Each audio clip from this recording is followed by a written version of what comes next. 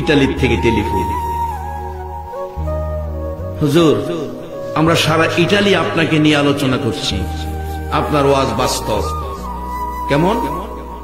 Italy একটা বাংলাদেশি ছেলে মারা গেছে, যার বাড়ি বরগুনা, বরিশাল বরগুনা। হুজুর, হসপিটালে মারা গেছে ছেলেটার স্ত্রীর নামে অ্যাকাউন্ট নাম্বার নিয়ে টেলিফোন করলাম স্ত্রীকে, তোমার স্বামী মারা গেছে, টাকা পাঠাও, লাশটা দেশে পাঠাই। স্ত্রী বলছে, আল্লাহ সাক্ষী, মিথ্যা কথা বললে জিহ্বাটা কেটে নেব। ওই ইটালির থেকে ফোন করে 15 মিনিট কথা। হুজুর বললাম, টাকা পাঠান, আপনার স্বামীর লাশটা দেশে পাঠায়। স্ত্রী বলছে, হায়াত নাই, মারা গেছে, লাশ আইনার কি লাভ হবে? যদি সিস্টেম থাকে হেদে সেই মারি দেলাই। ঢাকা উত্তরা বাড়ি করছে, স্ত্রী উত্তরা থাকে। টেলিফোন করছি হুজুর ভাইদের কাছে, ভাইয়েরা ভাই মারা গেছে, খবর শুনে কাঁদতে শুরু করছে। ডাকতেছে, ভাইরা, ভাই তো টাকা রোজগার করে, আমরা 10 টাকাও দেয় নাই, স্ত্রীর নামে অ্যাকাউন্ট, আমরা 10 টাকাও পাই নাই, আমরা গরিব মানুষ। তোমাদের কাছে অনুরোধ করি, আমার ভাইয়ের লাশটা তোমরা পাঠাইয়া। মার কাছে টেলিফোন করলো, আপনার ছেলে মারা গেছে।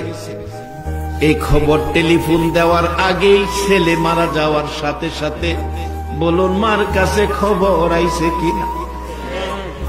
মা বিছানায় শুয়া রে মা কান্দে। আশপড়শি মানুষগুলো জড়ো হইছে, প্রশ্ন করে জিজ্ঞেস করে, কেন কান্দেন? দরদি মা জবাব দেয়, জানি না কেন কান্দি, একটা কথাই জানি, কেন জানি আমার কলিজায় আগুন লাগছে।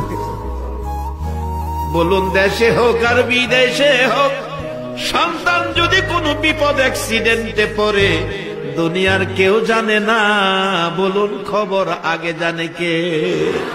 আরে মা বাবার কথা মতো যেজন চলে না, বলুন মা বাবার কথা মতো যেজন চলে না, আল্লাহ নবীজির দয়া তারা পাবি না।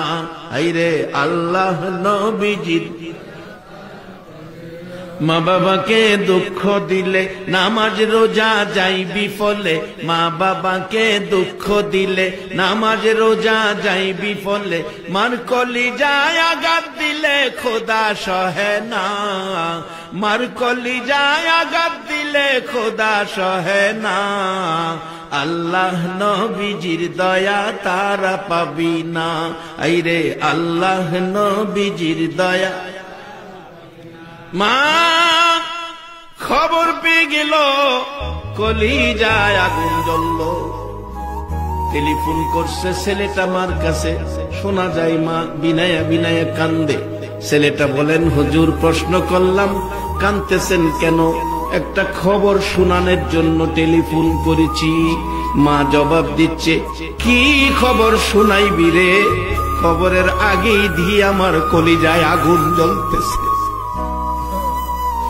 খবর শোনার আগে যার কলিজায় আগুন জ্বলে গো, বলুন এই মানুষটাকে।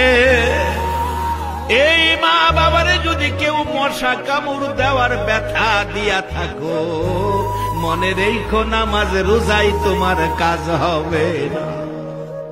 বহুত নামাজি রোজাদার আমলদার জাহান্নামে যাইব, কোরআন বলছে।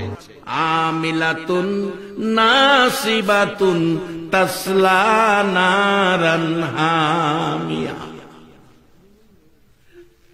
মা ডাকতেছে, এরে বাবা, আমি তো কান্না থামাইতে পারতেছি না, টেলিফোন করে কি বলবি বল। মাগো, আপনার ছেলে মারা গেছে, এবার বলুন মার কান্না বাড়ছে না কমছে? তাই তো কবি বলছে, মায়ের কান্দন যাবজ্জীবন, 2-4 মাস বনের কান্দন রে, ঘরের পরিবারের কান্দন কয়েকদিন পর থাকে না। দুঃখের দরদি আমার জনম দুঃখী মা, দুঃখের দরদি আমার জনম দুঃখী মা। ওই ছেলেটা বলছে, হুজুর মা কথা বলতে পারে না, এই খবর শুনে কান্নার জন্য ডাকতেছে, বাবা আমার ছেলের লাশটা তোমরা আমি মার কুলে ফিরাইয়া দাও।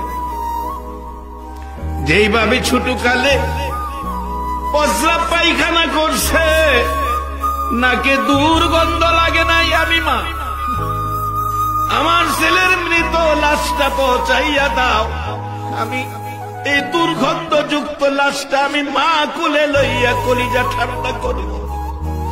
অনুরোধ করি, আমি মার কাছে পয়সা নাই, তোমাদের কাছে ভিক্ষা চাই, ভিক্ষা চাই, আমার ছেলের মৃত দেহ লাশটা আমি মার কাছে ফিরাইয়া দাও।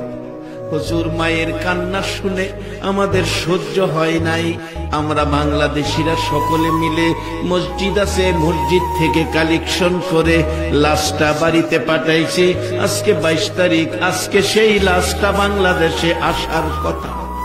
বলছে 22 তারিখে হুজুর লাশটা বাংলাদেশে যাবে, আজকে সেই লাশ বাংলাদেশে আসবে।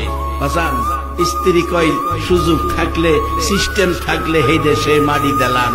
আর ভাইয়েরা কান্দে, টাকা নাই কি দিয়ে আনবো। মা বলছে ভিক্ষা চাই, আমার ছেলের লাশটা ফিরাইয়া দাও।